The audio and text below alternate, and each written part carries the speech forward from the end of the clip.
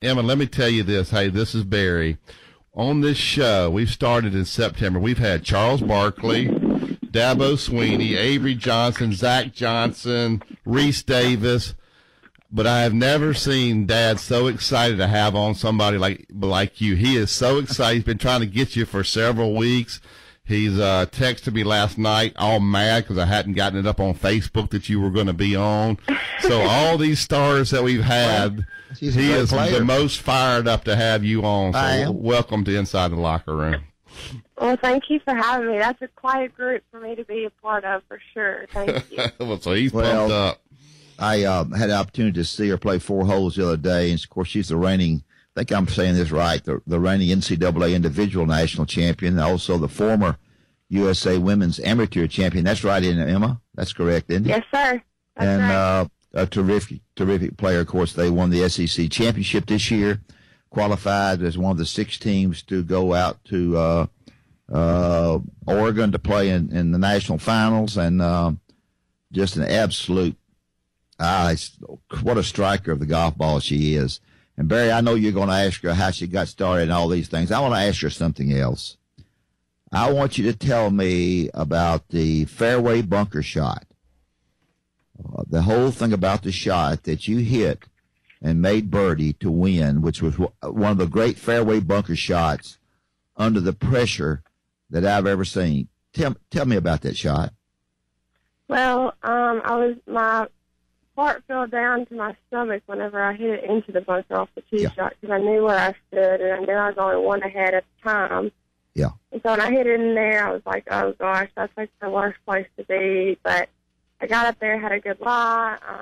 Me and Nick had actually worked on fairway bunker shots like right before the tournament started. We were playing at a course down there, and I was like, will you help me out on this? And so my coach really helped me, and I got in the bunker, and I had a few bunker shots through the week, and he wanted me to hit 6-iron because there was no way that my 7-iron should have been able to get there. And I said, I've got too much adrenaline going. I'm going to hit 7. So I ended up hitting 7-iron. I stuck it to about 6 feet, and let's just say that it was the biggest relief that I've had on the golf course probably right after that shot. Nick looked at me and said, I'm so glad that's over. Well, I thought it was one of the great shots. The pressure that was on you at that particular time, and to get that shot up and down was, I got on Facebook after that, not Facebook, but I got on Twitter after that and bragged on you. And I don't ever get on Twitter, but well, thank you. It was it was some shot, and you played. You played so well the other day. I enjoyed watching you play. I wasn't able to watch you on the backside, but I saw you birdie 8. I know you didn't play well on 7, but certainly you got it up and down on 9. So that was great play. Barry, you want to ask her something? Thank you. Well, just tell us a little bit, Emma. Tell us a little bit about your team, what lies ahead, when you guys going out to Oregon to play for the national championship. We're actually headed out there half of us are headed out there on this upcoming Saturday. The guys' regional is being played here in Tuscaloosa, so we're going to get out of their hair. And then some of them are going to come a little later because they're playing their U.S. Open qualifiers. But our team's playing well. We've been playing well all year. We didn't play that well at regionals, but we got the job done. And I think that was probably the best thing that could have happened to us. Yeah. Going into the national championship, because now we're all fired up and we're practicing really hard, and we feel like we didn't play well, so the practices are a little more intense, and I think that was probably the best thing that could have happened to us. I know you owe a lot to your mom and dad. I had a chance to introduce myself to them. I remember when I was coaching, I think a little bit was against Joe Hall at Kentucky, but starting at, I guess, living in Western Kentucky, in a smaller town, tell our listeners sort of how you got started in golf. I know that's kind of an old question, but I think it'd be interesting. It's interesting to me how you sort of got started, how quickly you improved, and who your teachers were and so forth. Yeah, I started when I was 9 years old. My dad was trying to get one of my brothers to play. We live on the golf course, and he didn't want to play, and I continued to be the tag-along annoying sister, and I I fell in love with it from the very beginning, and I started when I was 9. A year later, I started taking lessons. One of the older men at the course told my dad that he saw a talent in me that he's never seen before, and so he told me to go take lessons with this guy in Paducah. He told me he was really good, and I did it. I've been with the same coach ever since. His name's Todd Trimble. He's in Paducah, Kentucky, and we've been together now for 12 years. And I fell in love with the game. My first tournament was at my home course. I shot 60. I think I shot 60 on my first 9-hole tournament at our country club. I won the tournament because I was the only girl in the tournament.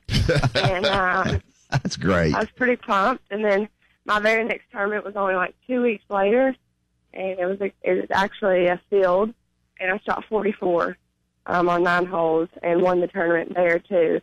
So I quickly I got better pretty quick, and I spent a lot of time on the course. My parents joked around and said the only reason I've come inside growing up like through middle school is because I wanted to go to youth church on Wednesday nights. So I was out there all the time, and I didn't want to leave. How did Alabama come in the picture? I don't know. They started recruiting me at a very young age. I remember seeing Coach Potter watching me in middle school at some tournaments, and I came on my first visit in 8th grade, and I fell in love with it. I knew in 8th grade that I loved the school, but I mean, obviously I didn't know. I'm in 8th grade. Like, I couldn't make a decision in 8th grade. He watched me all the time. I mean, I would show up and he would be there. And I knew by the time it was time to make a decision, I knew that it was like a home. It was like Mick Potter was already my coach because I'd seen him around so many times, and the decision was really easy, honestly. Well, you were, as I'm reading here, you were the #1 recruit by Golf Week in 2012. So I'm sure you had several other options. Who was it always Alabama and Alabama only, or did you even give some other schools a chance to recruit you? Yeah, I visited way too many schools. I tell people that all the time. Don't visit as many schools as I did. I visited 18 schools. 18? It was crazy.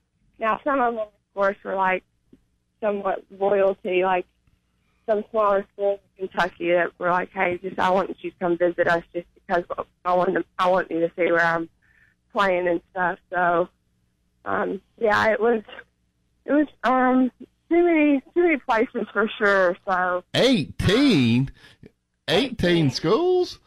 I tell you, this gal was good, man. Oh, I'm sure she could have visited 30 if she wanted to. All right, who was second and third, Emma? Where was the other two choices?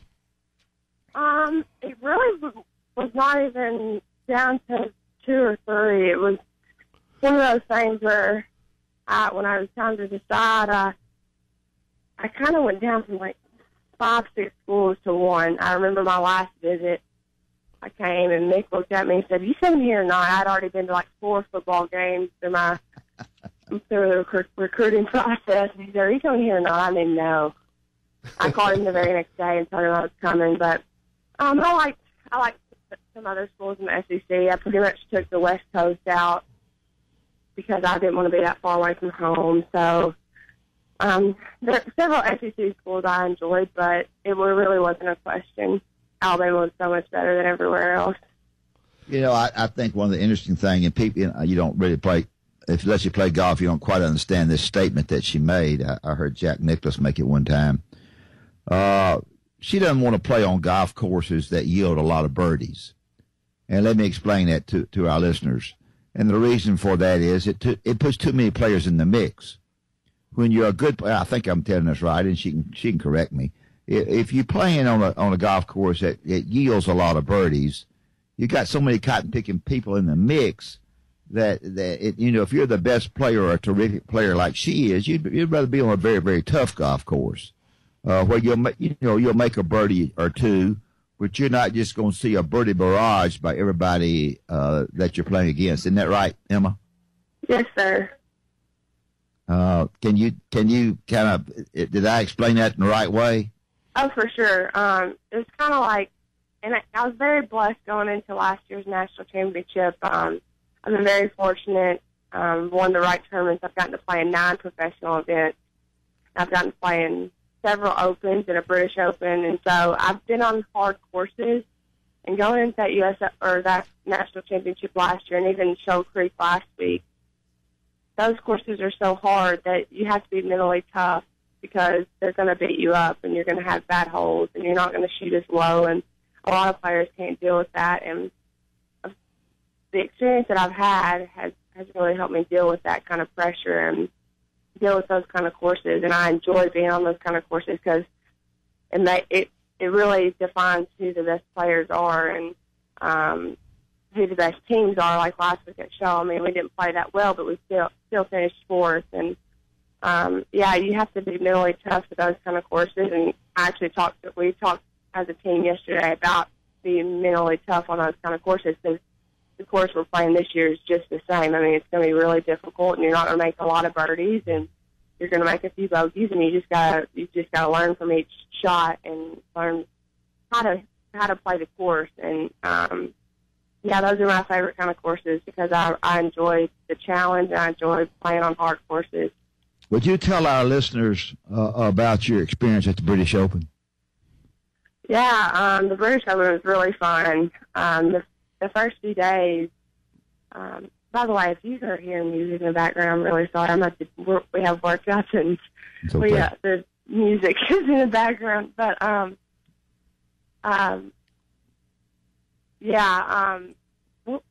the British Open. The British Open. So the first few days were awesome. Like the weather was pretty perfect, and that's not how it usually is. And so I was one of the top amateurs going into the last day, and that last day, the wind was howling. I've never played wind like that before. I mean, it was your typical British Open. And I looked at my dad on the range and I said, if we shoot 90, I'm going to be happy. And he said, same, let's just go out there and let's just try to make pars. I ended up shooting 72 or 73 on the last day, finishing in the top 15, and it was my best finish I've had on the tour. And it was a great experience because I've never played in wind like that and conditions like that. So, yeah, it was definitely a great experience. And playing in all those professional events doesn't just give me experience on the course, but I've got to pick their brains and figure out what to do with my future and how to deal with things and look at their games and see what kind of shots I need to learn. And, I mean, it's just a great experience. We're talking with Emma Talley. We'll let you go here in just 1 second. But once the tournament's over in Oregon, what's next for Emma Talley? You going straight to the LPGA Tour? What is next for you? Well, I went to Q school in the fall, which is there's 3 stages, and on the women's side, if you get through 2 stages, you have semester status, and if you get through 3 stages, you get your LPGA card. After 2 stages, I decided to stay. I decided not to even go to the 3rd stage, not attempt myself to go pro because I wanted to finish school and I wanted to finish college golf, and so I stayed around. So now, as soon as I finish school, I have semester status. I got through 2 stages, so I have semester status, which is like the guys' web.com. So it's the mini tour under the LPGA, and I'm going to play that. I mean, hopefully we're in Eugene, Oregon the whole time, so we fly back the 26th. I drive home the 27th, and I fly to New York on the 28th, and I'm playing my first pro tournament that week. So it's me a quick turnaround, but I'm really excited. I'm missing half the year of this Metro Tour almost, so I'm kind of behind, but it's definitely possible to get in the top 10 to get my card. So I'm just going to play the Metro just because I want to try to get my card. I am trying for the U.S. Open, but that's the only thing that I'm trying for because I want to try to get my LPGA card. Well, awesome. We're not going to bother you. It might be late in the summer that I call you and say, "Would you be on sometime?" But we're never going to. You'll never bother me. Yeah. Hey, Emma, before we let you go, I see you got 2 brothers here. When you go play with your brothers, how many strokes do you have to give your brothers when you get on the course? Well, the one that's pretty good won't even play. He won't play you? He won't even play. And then the other one, he enjoys playing, but we usually give him a stroke or two. But he's actually pretty good. He made a double eagle on me one time on a par 5, and I was pretty upset. So he's actually pretty. He's a good athlete, so he can knock it around pretty good. So you're giving him a stroke a hole? Yes, she's a stroke a hole. You know, did you hear what she said? How competitive she is? She said he made a double eagle, and she got upset because he did. You would think you'd be happy for your brother. Got a double eagle. Here you are getting mad. That's great. I'm glad you were mad at him. Don't get him anything for Christmas for getting a double eagle.